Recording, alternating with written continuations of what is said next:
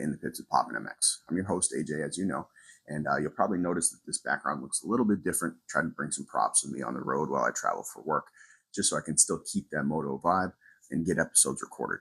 But this episode, it's going to be a little different and probably a little more personal than some of the other episodes that I've done. So we're going to go over a little bit of, how a string of injuries over the last 18-month period kind of changed the way that I look at motocross, and not negatively, but I just have a different perspective. So, and I'm also going to talk about, what it's been like trying to get back on the bike physically, mentally, because we all know that do this. That's two completely different battles. Motocross can give you some of the highest highs you will ever experience, but the lows, they can drag you into some dark places. So, 1 minute you can feel completely alive. You feel fast, you feel confident, you feel connected to the motorcycle.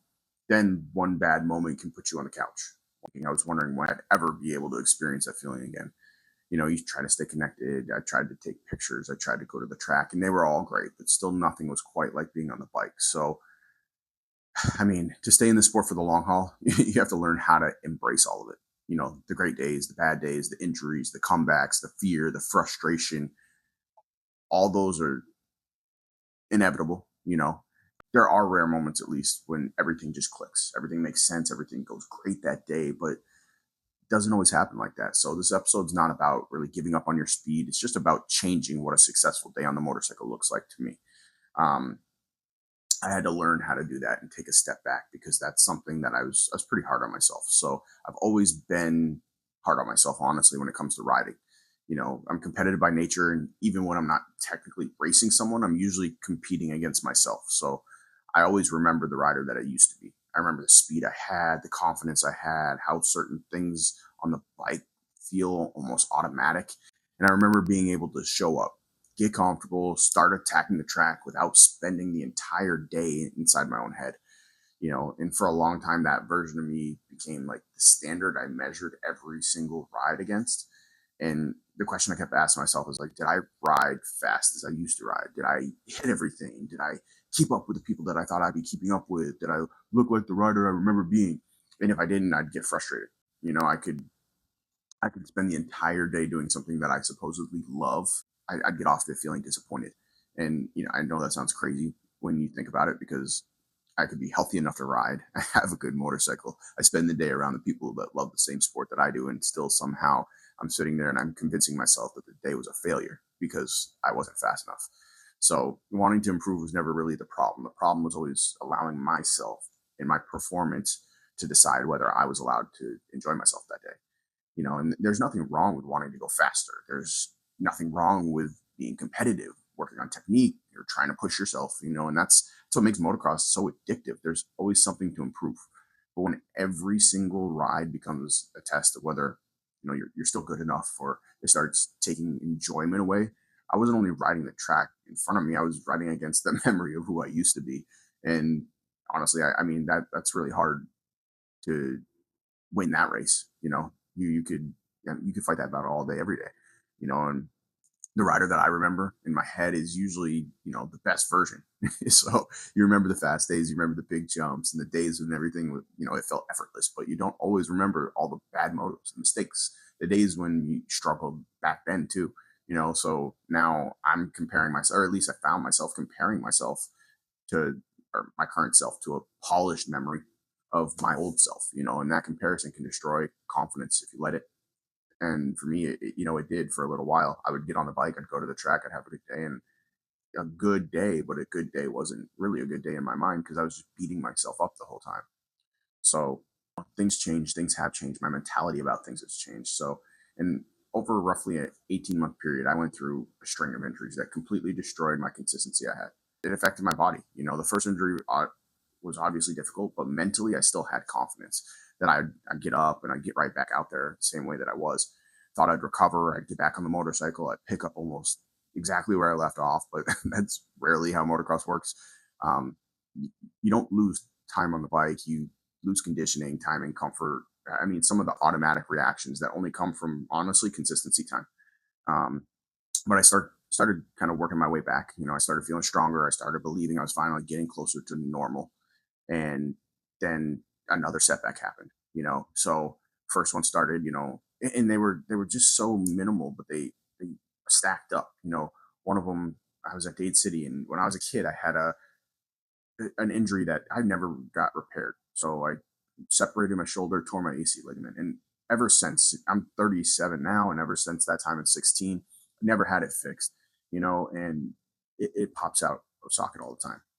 So I remember early on in the bike, I just literally tipped over in a corner, shoulder popped out of socket. I rode, but it wasn't comfortable. And then kind of progressively just got worse. I crashed, I broke my ribs. Okay, got a concussion that time. I was out for a few weeks. Boom. A couple months later, Dade City, went over the bars, fluke accident, broke my foot. Literally New Year's Eve, And then a few months go by, Day in the Dirt pops up a few months later. Day in the Dirt, go out, first moto, third lap, major concussion, severe concussion. I was out for a minute. And literally 4 weeks after that was when the big injury happened. And that was the one that scared me the most. Walked into the hospital, and I had no idea how banged up I was. My wife and I drove to the hospital. I didn't get transported there. I just felt banged up. I'm like, I just broke my ribs. Get in the emergency room. Make a long story short, they admitted me to ICU. The nurse looked at me and she said, she was joking with me when we got in there. And then all of a sudden we hear them calling my name in the emergency room, but we're sitting in the waiting room. So I was confused. I'm like, what's going on? Why do they keep calling my name? I kept saying. And we talked to the nurse, and her demeanor went from like joking and laughing because she'd seen me in the ER only 4 weeks before that to like just a stone face.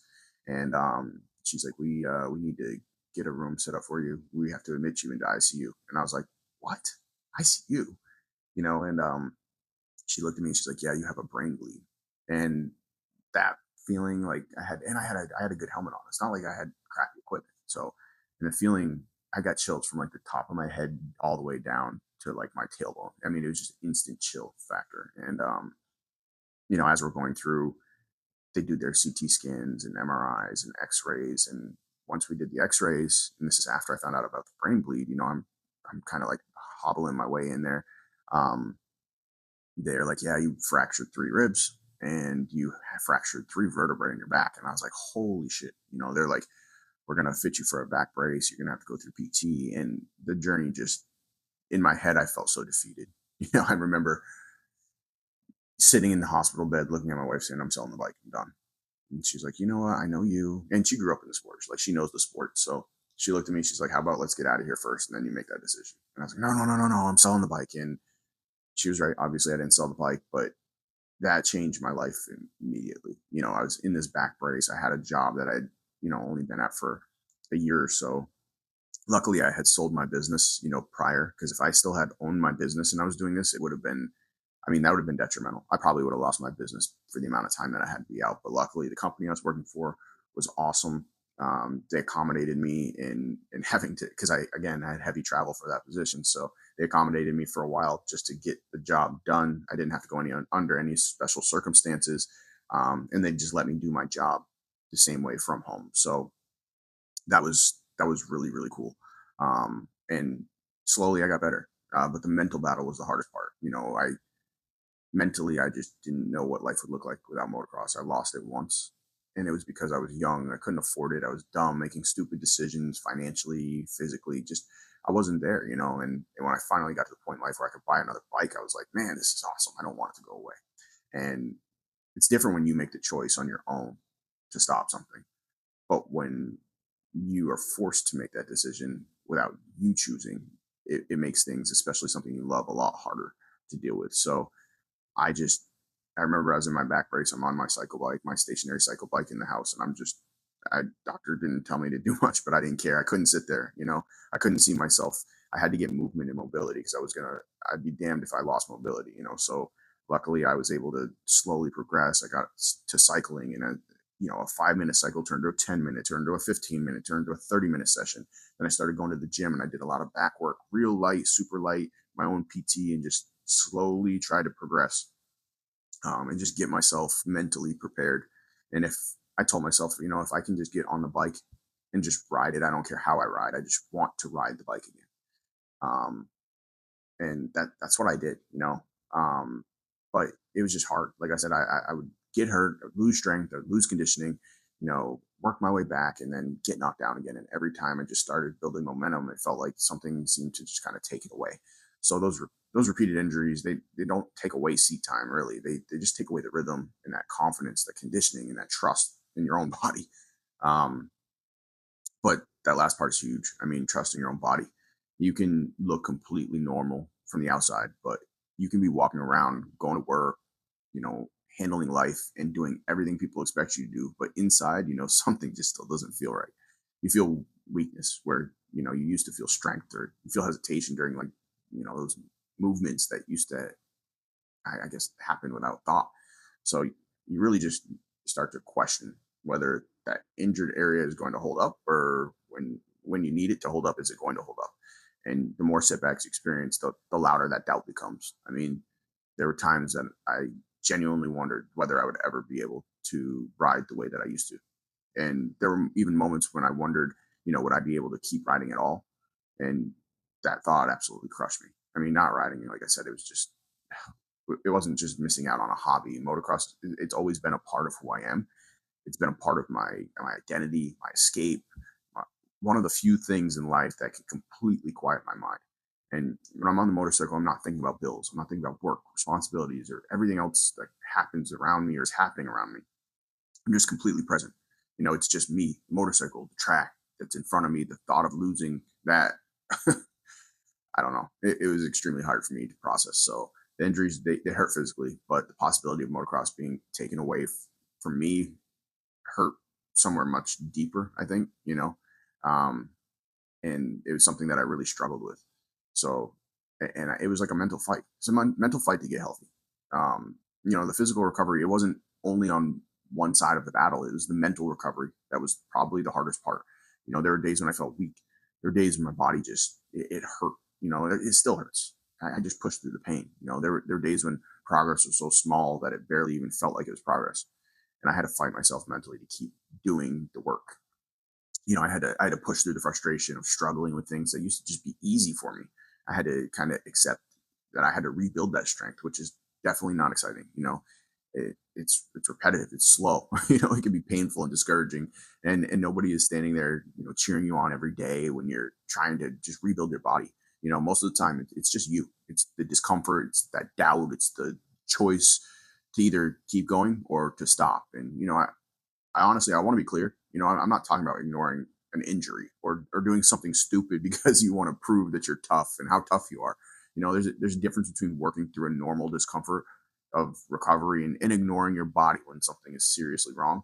But I'm talking more about, the work you're supposed to do, what the work actually looks like, which is showing up, working on mobility, rebuilding strength, doing the boring movements, starting with weights or exercise that make you they feel weak compared to what you're used to, but accepting that process, it may take longer than you want it to.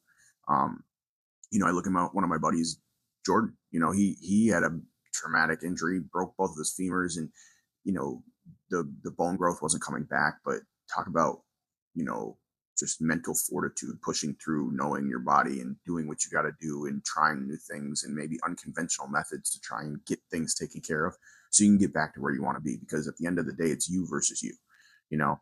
And I'm sure there were days when, he didn't feel mentally strong. I know there were days I didn't feel mentally strong. I simply, just kept showing up until the strength started to come back.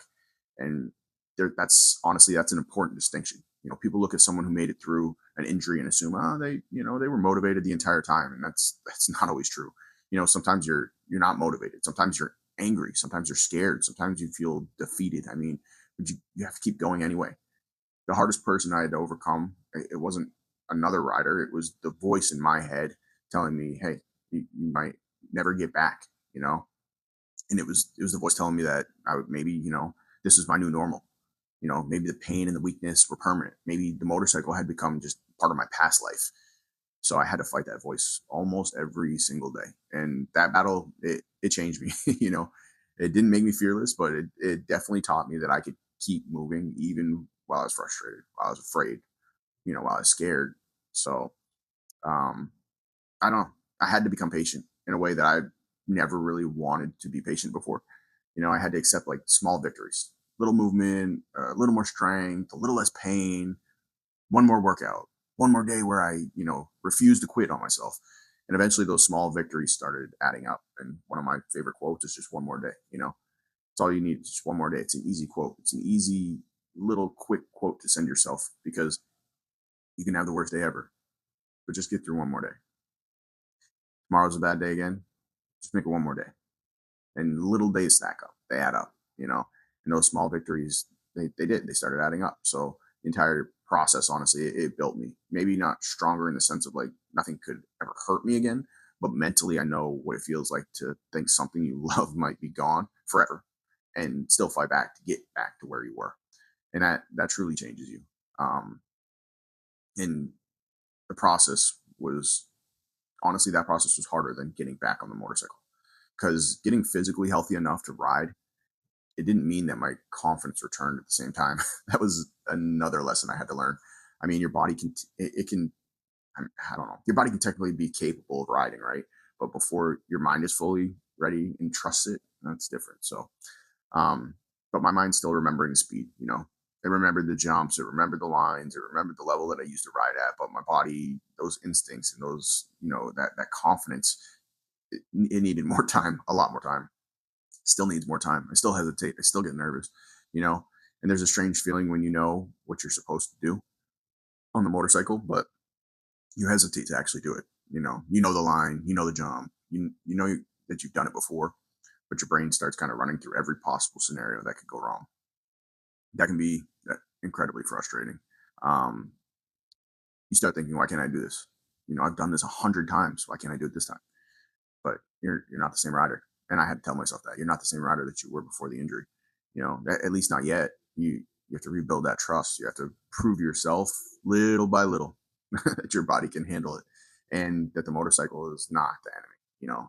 The first ride back were not just physical tests. I mean, they were emotional victories.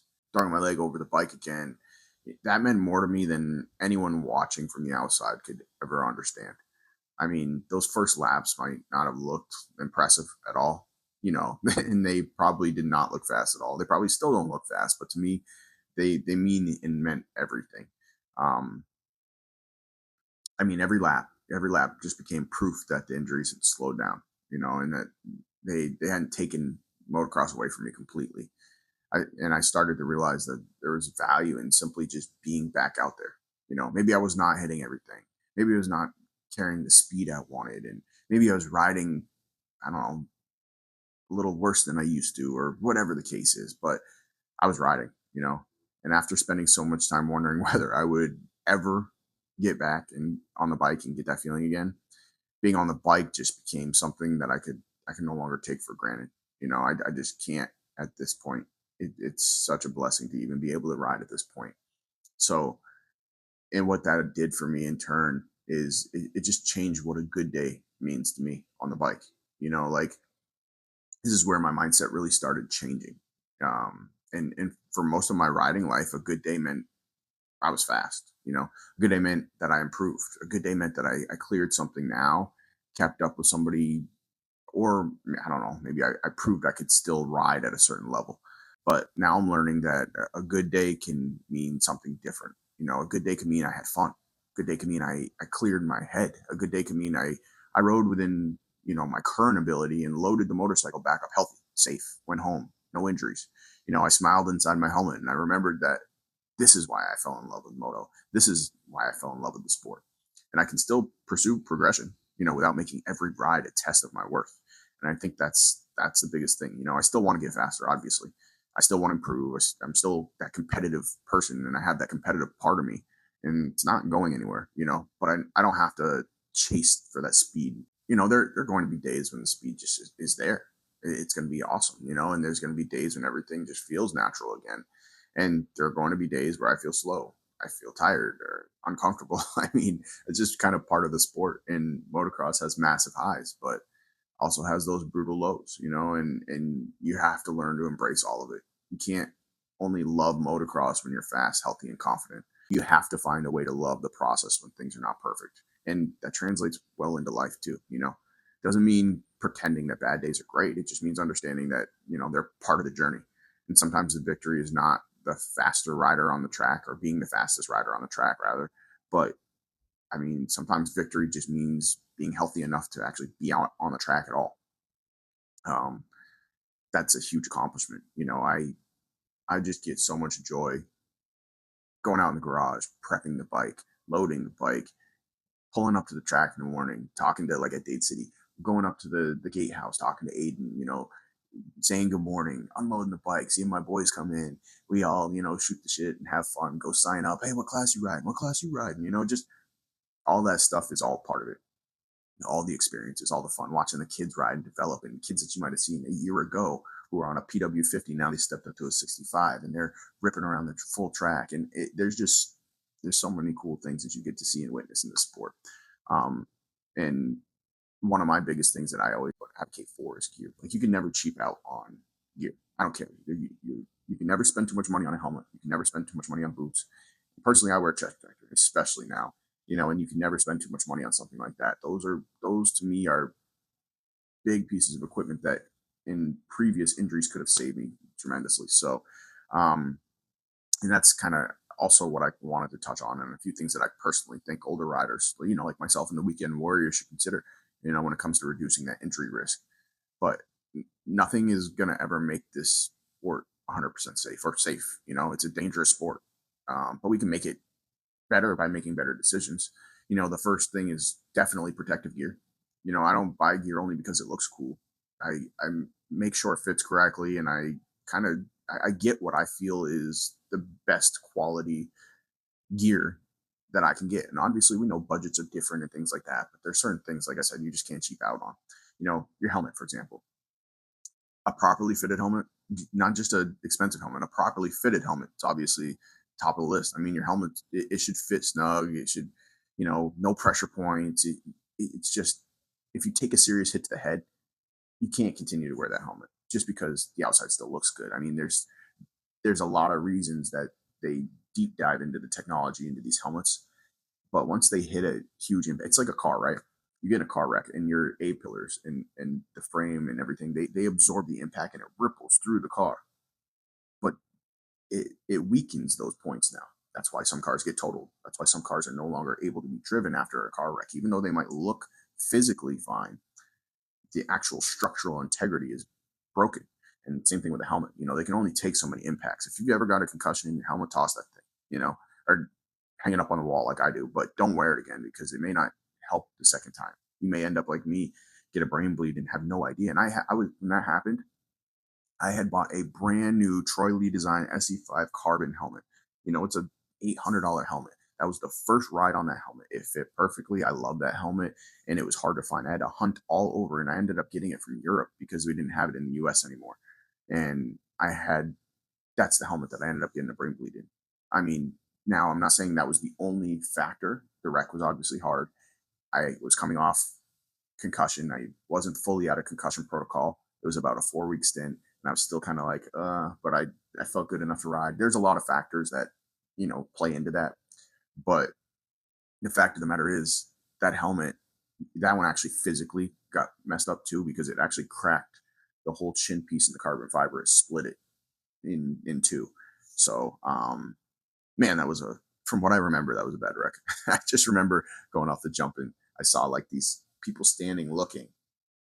And I just remember, I don't know when it was, but I remember at one point looking up and they were looking like, yeah, I could tell it was a bad wreck because they were all like, oh, so, but I don't remember when that was because obviously I was out of there.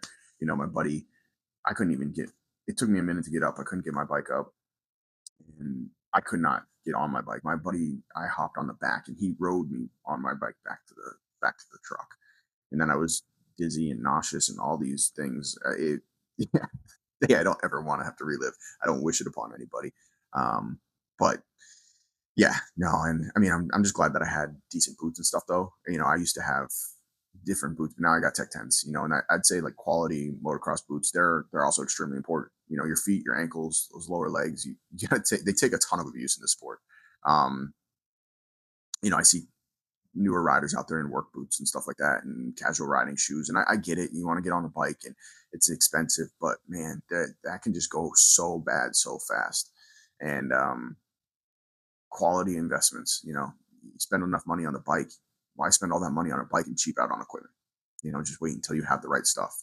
I mean, that even goes down to like knee guards or braces. I mean, there's obviously conflicting, scenarios out there. Some guys are advocating for braces. A lot of guys advocate for, just guards. I personally wear the TP199s. Um, I love Rhino and all his, his theories behind it. I just feel like it gives me a lot more mobility. I have more connection with the bike. I can squeeze better. I don't know if it truly prevents injury. I used to wear braces. I don't know if they prevent injury. I'm not sure. I just know what I wear. So I wear the TP199s, but my chest protector after that wreck, I already had a full protector for front and back.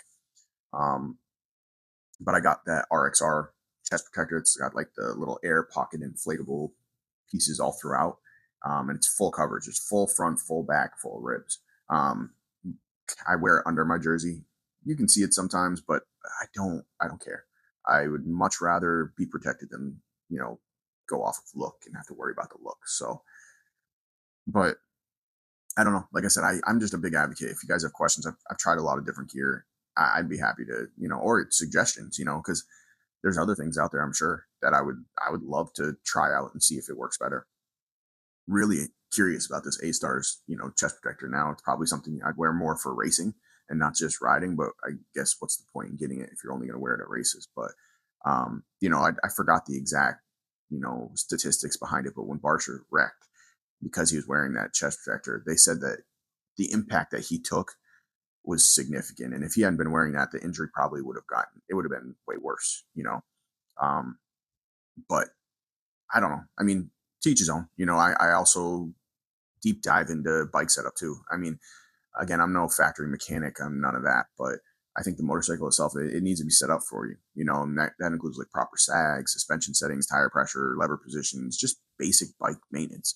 Because a bike that's consistently fighting you, it creates more fatigue. And when you're tired, you make mistakes. Suspension setups, it's not only about going faster. A properly balanced bike it's more predictable. So it allows you to focus on your riding, and you don't have to fight that front end.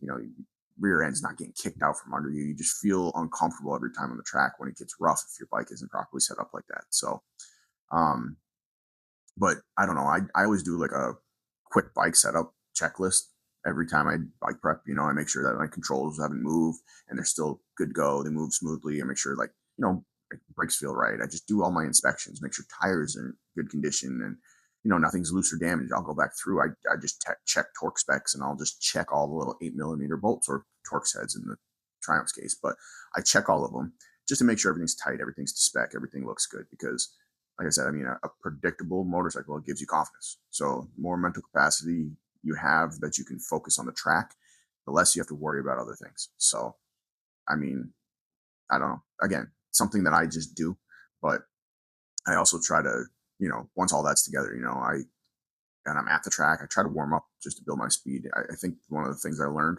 is, they always say do a sight lap, and I've always said that. But when I got hurt, I didn't do a sight lap.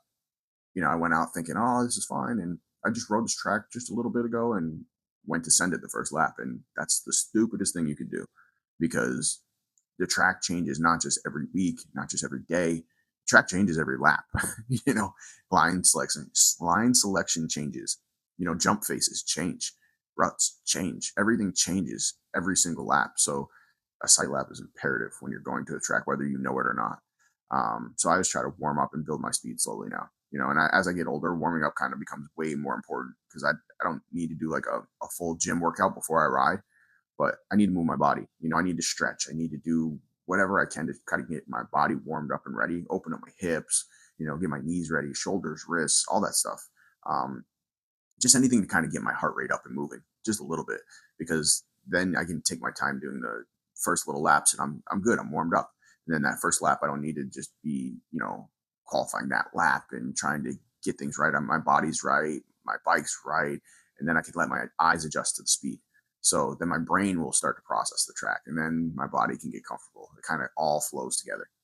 So, but I mean, I think, like I said, my opening laps, they always try to they prepare me for the ride, not to prove how fast I am, but just to to look, to see, to analyze. I can build my speed gradually. I can work on section and timing, and I can figure out like, okay, today I'm going to be working on inside lines, right? this section of the track is where I want to work on those inside lines because I struggled during that lap to do it. So then I'll just kind of I'll work and practice. And some tracks are easier to do that than others, you know. And there's a lot of times where I go out there and I forget that I'm there for a reason. You know, I forget that I'm out there to try to still get better. You know, I want to have fun, but I still want to work on things too. So I'll have to like take a step back sometimes and be like, AJ, you're here to learn this. AJ, you're here to learn this. Remember that. I even have to put stuff on my bar pad. Like one of them, it says like, look up, or head up, look forward, because I'll find myself running over my eyes. You know, I'll be looking at the front fender and then I'm like, why the hell didn't I, you know, stick that rut? Oh, well, you know, you're looking at the front fender. So, um, I don't know. I just I don't try to recover 6 months of lost speed in one afternoon. I just know it's not going to happen. You know, smooth, repeatable laps. Just they build confidence much faster than one reckless lap driven out of frustration or ego. So, um, and all that will just you can get tired. I that's my biggest thing is I don't get that time on the bike, so I get fatigued. So knowing when I'm tired and knowing when it's time to hang it up is crucial and imperative. You know, that's honestly how a lot of injuries happen. You know, in the day when the body's already kind of finished, but you just want to keep riding and you force it, then you start missing your lines. You know, your reactions slow down, your body position gets lazy, you start making small mistakes, and that usually is a warning. You know, but then the ego steps in and says, "Oh, just one more moto," which you never say. You know, but sometimes that last moto, it's not worth it. You know, it's better to stop while you still feel good and whatever, you know, just stop. And then because you could lose weeks or months being, you know, forcing that one final session because you thought, oh, yeah, I'm fine. And I mean, my ego, that's probably the biggest thing that I've had to control. You know, I've learned that there's nothing weak about calling a day when my body's just telling me you're finished. You know, that's maturity. And I got a baby at the house. You know, some nights are better than others, but going to the track on a few hours of sleep is already tough. You know, if I'm go 2, 3 motos and then I'm spent, I'm spent. I need to go home because I don't need to go home in a cast. I don't need to go home not the way I left. So, and training and recovery, I honestly, in respecting those injuries is crucial because I don't need to train like a professional racer. I'm not, you know, but we all know motocross professionally is you're elite. But motocross is also physically demanding, whether you do it one day a month or 30 days a month, you know, and you need strength in your legs, your hips, your core, your back, your upper body. I mean, you need to have cardiovascular strength and conditioning, mobility, endurance. I mean, all that stuff. Sleep and recovery, they matter, you know, even though we make these jokes, like you see these Instagram reels and it's like, me on 3 hours of sleep loading up to go race. And then, you know, then the guy's like jamming the dude from Breaking Bad. And then he's got 300 milligrams of caffeine in him. He's loading the bike and going. You know, it's funny we do it, but it honestly, I mean, it it could be detrimental too. But as we get older, I mean, we just can't treat recovery like it's optional. You know, if you're injured, respect injury. Don't pretend that the pain doesn't exist because you want to prove that you're tough. I've learned that, you know, ignoring something can turn a short recovery into a long problem because strength's not really it's not pretending you're uninjured. You know, it's committing to the process, requiring, I guess, little incremental steps so that you can become healthy again, and slowing down to speed up. You know, slow is smooth, smooth is fast. Coming back correctly may take longer, but it sure does give you a chance, or at least a fighting chance, to get back on the bike and stay on it. Um, and I've enjoyed that. You know, yeah, I get passed by guys that used to pass me. I don't ride as smooth as before, but man, I just rode Dade City on Sunday. It's Thursday now. I rode Dade City on Sunday, and what an awesome day. Only rode like 4 laps, 15-minute motos. Um, but it just felt so good to be out there. It felt so good to be at the track. It felt so good. I needed it. I needed it way more than I knew I needed it. You know, and motocross will give you, like POIDOG said, I mean, it will give you some of the highest highs, but it'll give you some of those super low lows that make you question everything. You know, those injuries that really tested me, um, and the possibility of losing riding altogether. I mean, that that did something deep inside me, you know, and I really had to fight through that doubt, and that was hard. You know, that battle, it definitely built me stronger, but I don't know. I still want to improve. You know, I still want to get faster, but I don't feel like I need to prove anything to anybody anymore. You know, I throw a leg over the bike and that's enough. I have nothing to prove to anybody. I'm not getting paid for this. It costs me money. It costs me money. It costs me time. And being slower today doesn't erase the rider that I used to be. As a kid, I was a great rider. Or I don't want to say great rider, but I was a good rider as a kid. Um, but I think everything that I've been through kind of it shows how hard I fought back to become a rider in general again.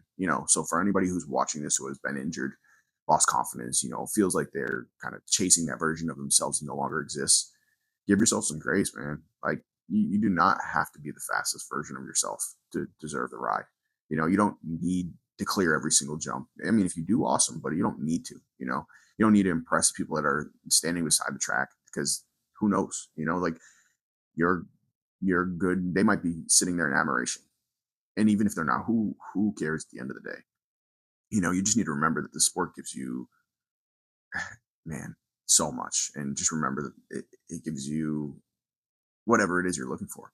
Remember why you fell in love with it, because sometimes progression is not really going faster. I mean, for me, it's about rebuilding myself. And the fact that I was able to do that, build myself physically, mentally, it gives me that feeling of feeling alive again. And those highs are what make us all fall in love with motocross. But fighting our way through the lows is what shows us how much riding really means to us. So I don't know. I really appreciate you guys tuning in. It's like I said, this episode was a little bit different, but I wanted to get on here. I wanted to talk. I wanted to chat and just kind of go over some stuff and still get some stuff out there. So as you know, I'm AJ. Within the pits of Pop MX, and I just wanted to touch base with everybody. So hopefully I'll see you guys in the next episode, and you have a great rest of your week, and tune in for the next one. Follow, like, subscribe, share, all that amazing stuff. If you have suggestions of people that, might want to hop on, we can do an episode together. I'd love to do that, because yeah, I'm super excited about this journey. So until next time.